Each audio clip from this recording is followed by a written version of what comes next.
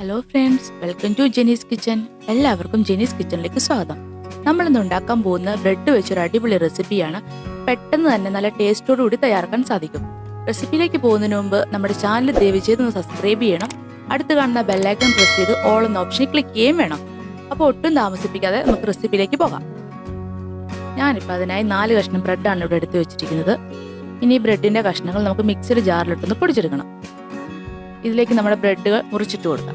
ഇതുപോലെ മുറിച്ചിട്ട് കൊടുക്കണം, ചെറിയ ചെറിയ കഷ്ണങ്ങളാക്കി.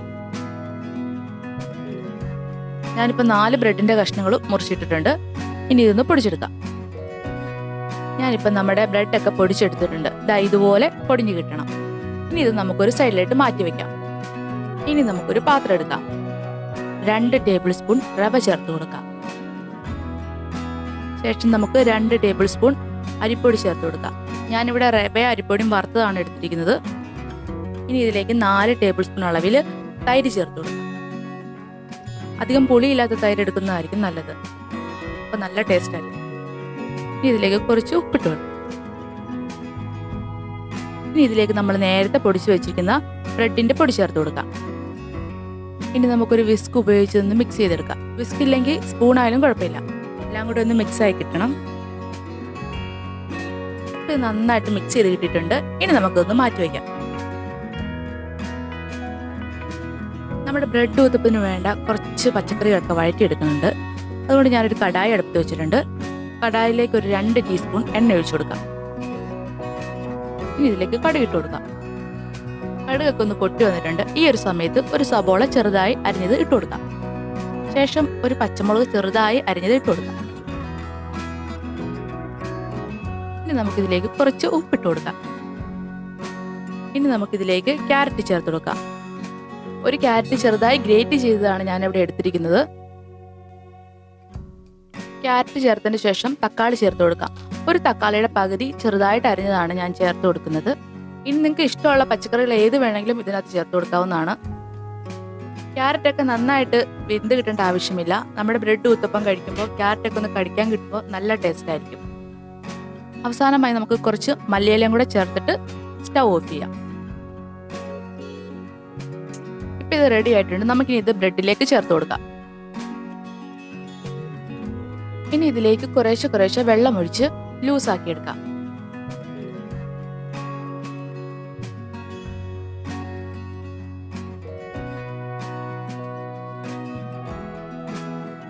ഈ ഒരു കൺസിസ്റ്റൻസി നമുക്ക് കിട്ടേണ്ടതാണ്. ഇപ്പം ഇത് ഒട്ടും ലൂസും അല്ല, ഒരുപാട് കട്ടിയും അല്ലാത്ത രീതിയിലാണ് ഞാൻ എടുത്തിരിക്കുന്നത്.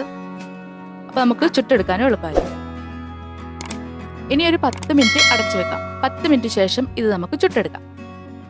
ഇപ്പോൾ ഒരു 10 മിനിറ്റ് കഴിഞ്ഞിട്ടുണ്ട്. നമുക്കൊന്ന് തുറന്നു നോക്കാം. ഇപ്പം നമ്മുടെ ഊത്തപ്പത്തിനുള്ള ബാറ്റർ റെഡി ആയിട്ടുണ്ട്.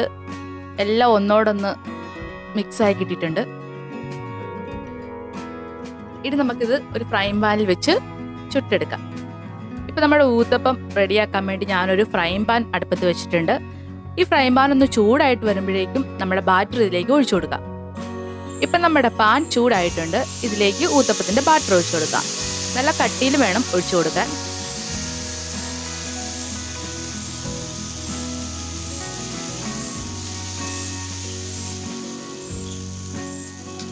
ഇനി നമുക്കിതിൻ്റെ സൈഡ് വഴി കുറേശ്ശെ എണ്ണ ഒഴിച്ചു കൊടുക്കാം.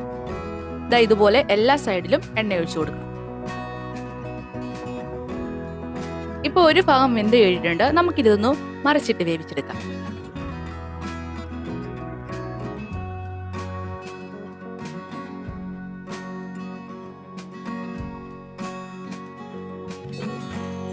ഇനി ബാക്കിയിരിക്കുന്ന ഊത്തപ്പത്തിന്റെ ബാറ്ററും ഇതുപോലെ ചുട്ടെടുക്കാം.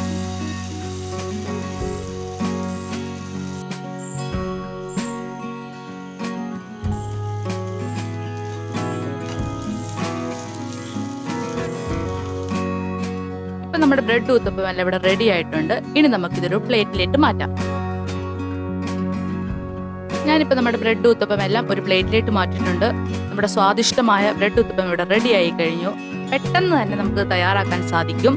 വളരെ കുറച്ച് കാര്യങ്ങൾ വെച്ച് നമുക്ക് തയ്യാറാക്കാൻ പറ്റുന്ന ഒരു ബ്രെഡ് ഊത്തപ്പമാണിത്. അപ്പോൾ നമ്മുടെ ഈ റെസിപ്പി നിങ്ങൾക്ക് ഇഷ്ടമായെങ്കിൽ ലൈക്ക് ചെയ്യാൻ മറക്കരുത്. ഇതുപോലത്തെ വ്യത്യസ്തമായ റെസിപ്പികൾക്കായി നമ്മുടെ ചാനൽ സബ്സ്ക്രൈബ് ചെയ്യണം. എല്ലാവർക്കും ഷെയറും ചെയ്ത് കൊടുക്കണം. Thank you.